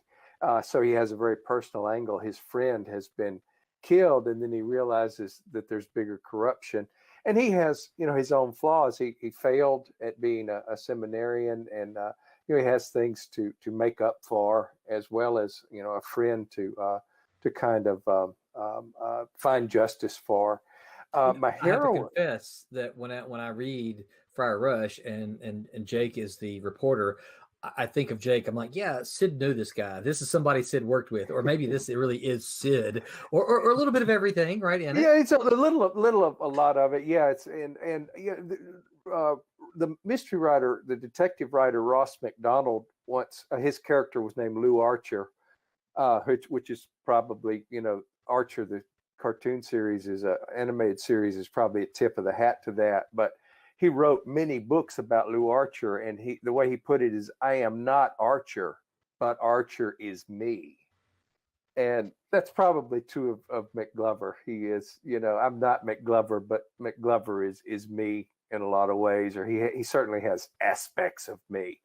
Now, my heroine, Seraph, was I guess we're giving a little away here, but she's sort of an immortal character because of a medieval encounter with Friar Rush and her own failings when she was a novice. So she is making up for her own flaws as well. And all of that weaves into the plot of trying to face Friar Rush in the present day and prevent him bringing on great corruption in the present era and everything. The more all of that intertwines, the better the story. And the more it becomes, I think, an engaging story and a meaningful story when we have character just completely interlaced with plot. It's not just about what happens, it's who it's happening to. And the character, when the character is right for the story, will be changed or influenced in a meaningful way by the end of the story, which is where what we're really all trying to do is tell satisfying stories. And when there is an arc and there is something of meaning apparent at the end, I think that is very satisfying. And it's also satisfying if there's a logical progression for how things come together. But when all of that is, kind of interlaced, as I was calling it, then, theme really kind of emerges from all that. And I think also a story is ultimately very satisfying if theme, character, and plot all mesh really nicely. There's a mystery writer named Doug Allen, and often the title of his stories will also be tied to the theme a bit. There's one called The Big Blue Marble, and there's actually a blue bowling ball in the story that's kind of a big blue marble in a character's past, but then the big blue marble of the world factors into it. And, we get a satisfying mystery story, but we also get a character arc. And that happens in almost every Doug Allen story. So it's certainly, a writer I look to try to go, okay, yeah, that's the bar. That's what we need to work toward. Very cool. Yeah, I think for me, and then we'll kind of wrap up the craft here. For me, I think even when I think of plot, um, I think that a character if I think of a cool plot without the character, I might think about the plot a little bit, but then I have to say, okay, this character has to be the one to come in and run the plot. Much like I mentioned, the idea of human trafficking. The human trafficking kind of was the idea and the story that I wanted to tell, and then for me, I wanted to make sure that the characters are the ones that drove the plot. I don't want. I try to make sure that the plot doesn't drive character, but character drives plot. If that makes sense, because I think that we don't ever want to get caught up in as much as I like something like Dune, Dune is more a plotty story than a character story. A lot of characters in it, but it's more of a plotty story than a character story. So, well, thank you all. Those are some very, very cool discussion about plotting and craft. BJ, do we have any comments or any questions out there that we can answer before we call it a night? We do have some comments, and they're from Jerry J14 off of Twitch. And I think the earlier ones were in response to Sid, and they are flaws on characters is the ideal, really. It's when they are explored and used that the most interesting storylines are created.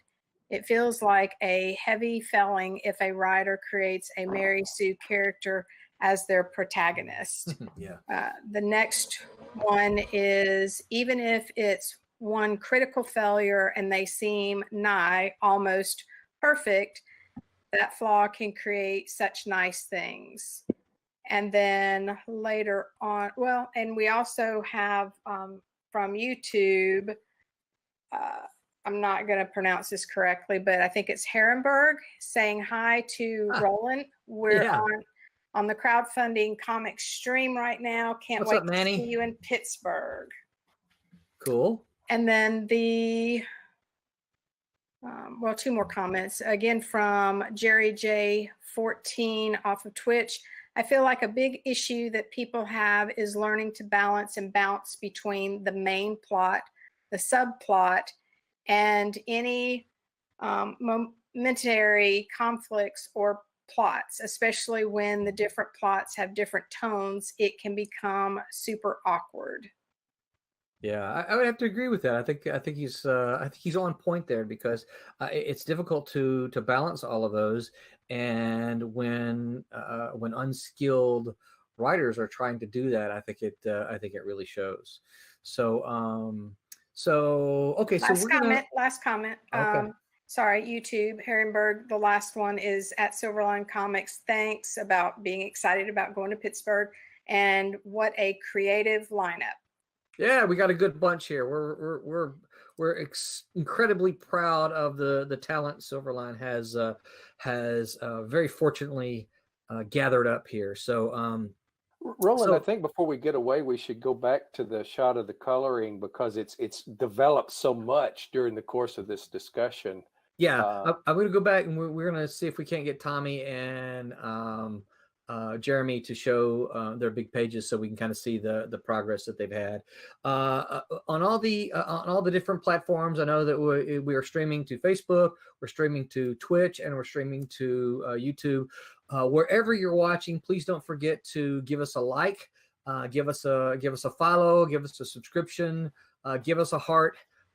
Please share it as well. We were talking the other day with the group on YouTube. I can't name the channel until we get to 100 subscribers. And the last I looked, I think we had 7 or maybe 8. So we need you guys to share it around, encourage people to like, to follow, to subscribe. It doesn't cost you anything to do all that.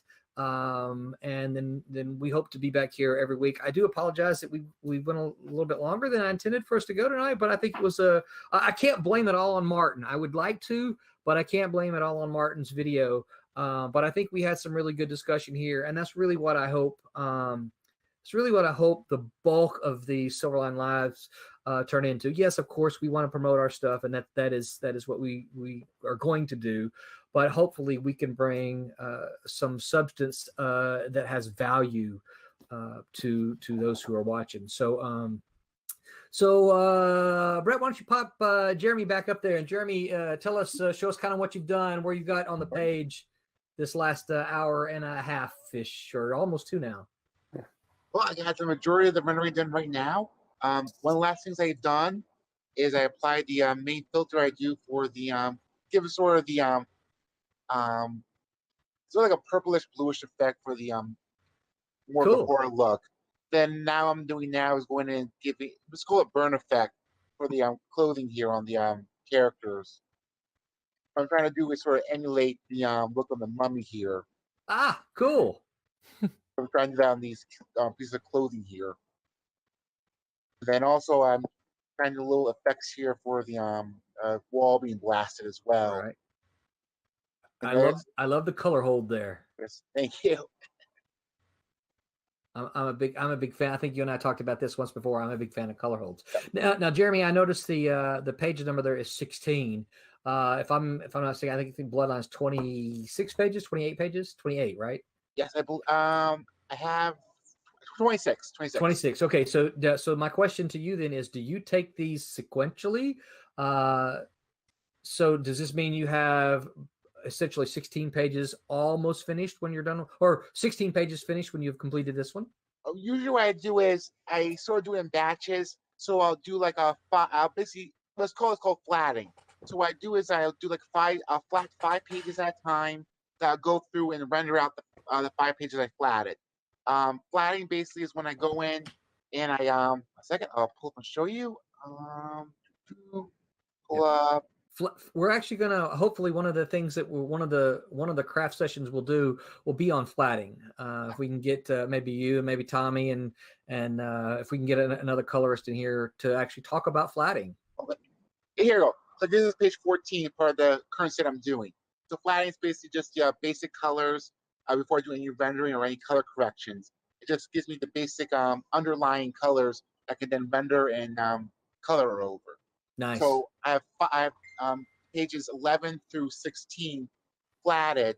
So I'm sort of jumping back and forth between 11 to 16. Okay. I do it this way because when I do it in batches like this, it's easier for me to keep the colors more correct throughout the pages. Instead of going 1, 2, 3, 4, and then hoping the colors are correct as I'm moving along. If I do it in batches, it's easier for me to keep it correct across the pages. Nice. Okay. Very cool. Very cool. Yeah. So for some of you listeners, don't run away yet. We're gonna have a little giveaway here at the very, very end. So so don't just run away just yet. Very cool, Jeremy. Thank you so much, and hopefully we'll count on you being here again next week so we can watch some more pages. So Tommy, what about you? Where are you at? Show us your progress here on this Trump's page. Well, I'm doing all kind of little noodly details in the faces here, so I pretty much got them to where I like them.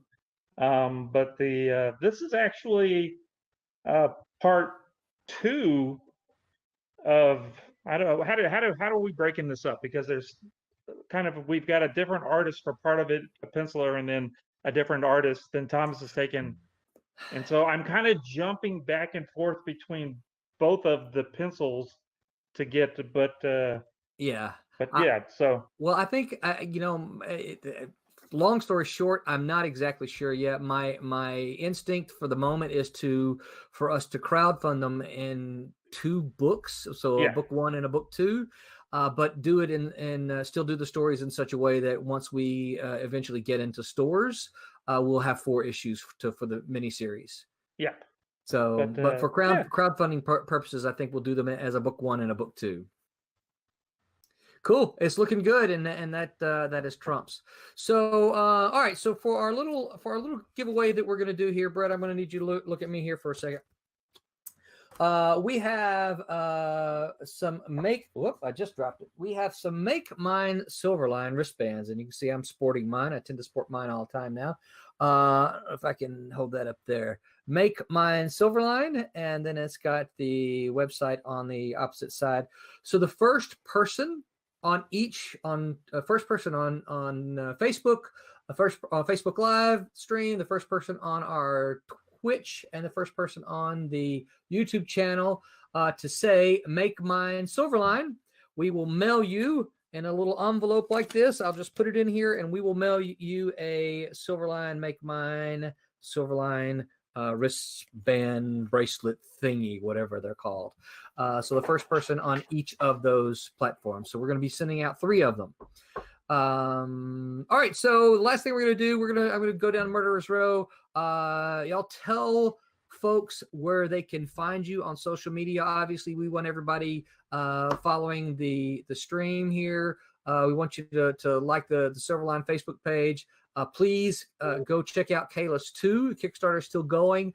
We are 1 week in. Still have 2 weeks to go. I believe with all my heart of hearts that we can get to $2,000. Brent and I are working on some cool stretch goals, and I think we can make that, and that's fun. So please go check that out. Barb, where can people find you on social media? I'm on Twitter, BJKLBRG@AOL.com. I am the only Barbara Kaelberg on the internet, so I'm not exactly hard to find. It's KAALBERG. So look Barbara Kaelberg up on Facebook. I have a good following there. And if you Google me, you'll come up with about 12,000 sites. Wow, cool. Brent, what about you? Where can people find you on social media, you hermit you? Yeah, it's funny, actually, being on this show makes me, challenges me to go out and do more stuff. I'm scared to death of Twitter. If I get on there, I am obsessed with my own cleverness. If I get on there, I will never do another day of work again. So I don't do Twitter. I should, but I don't. I'm on Facebook, Brent Larson, look me up. I post updates on Kalis and different stuff like this show, stuff like that. Yeah. Soon I'm working with a friend to get me up on my own website. Nice. I'm hoping that will happen very soon, but I still got a week ago and nothing's happened since then. And then we can welcome you to 1999, right? Yeah, that's right. Yes. ICQ, yes. That's right. AOL, John, what about you? All the way. Where can fans find you, John? Best place for me right now is Facebook. Facebook.com/beta3comics. I've got Silverline and the subset Beta 3 updates on there. Or you can just do a Google search for me, John Medic, last name METYCH. Medic and not Mitch, as I said for years and years and years. And John, I apologize to you. Yeah. So remember, we're not done yet, but remember, we need to Make Mine Silverline. Somebody shout out on all 3 of the platforms there. Jeremy, where can fans find you on social media? Well, right now my main source would probably be on Twitter at Jeremy M. Kahn. And I do have a website with some coloring work that I've done over the years at jeremykahn.org. Okay. Very cool. That's Brad. Sid, what about you? Where can fans find you on social media? There are quite a few Sydney Williams out there and quite a few Williamses out there. So I'm the opposite of Barb. SidIsAlive.com is my website. Sid, SidIsAlive.com. And you can find most of my other social media presences there. I'm Sydney_Williams on Twitter. And it's facebook.com/Sydney Williams Books will find me also. And I will friend and follow you back wherever you track me down. Because you want friends, right? I want friends. I'm very desperate for friends. And I should add, as we go through here, Silverline, the various Silverline sites does its very best to try to retweet, repost, redo everything from the Silverline creators.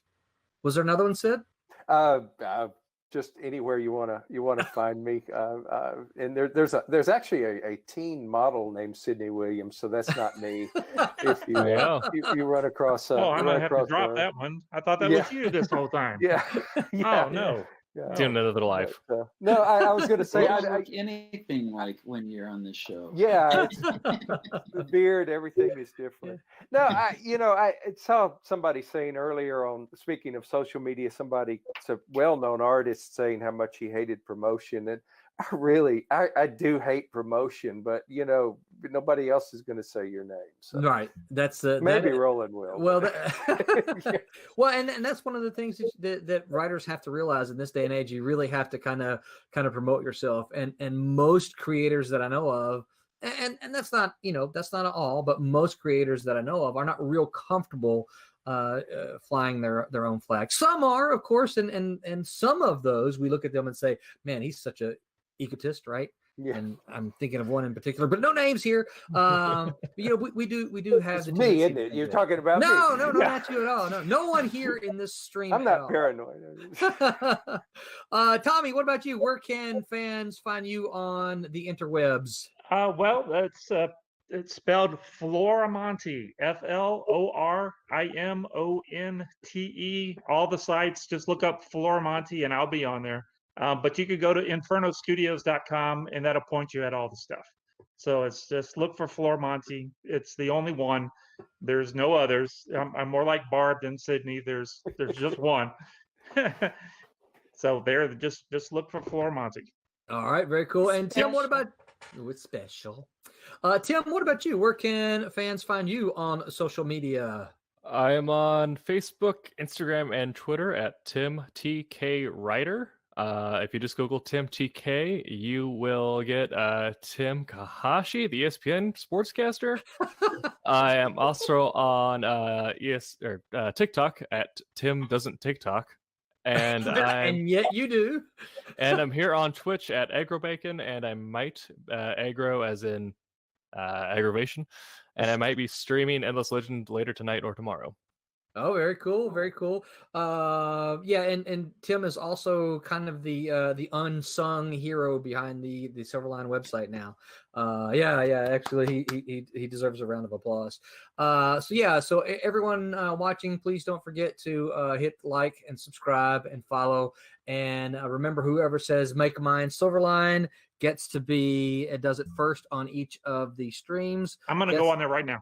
Yeah. I've got one. Here, do we all get it? Yes, let's go. I'm going to go first. I should say, what is it? The fast voices come on. Employees are going to be excluded, right? Okay. Yeah, something like that. We need to do something fun, like coordinate. Like I'll throw a pencil from here, and Barb catches it. Yeah. Okay, so you guys don't bail when we end the stream. Anything else you guys can think of before we go? We need to let the audience go. It's getting late. Yep. It's been 2 hours. Thank you so much for hanging with us, everyone. Oh, it's 4 minutes past curfew. I can't go outside now. We will see you next Wednesday at same Silverline time, same Silverline channel. Good night, everybody.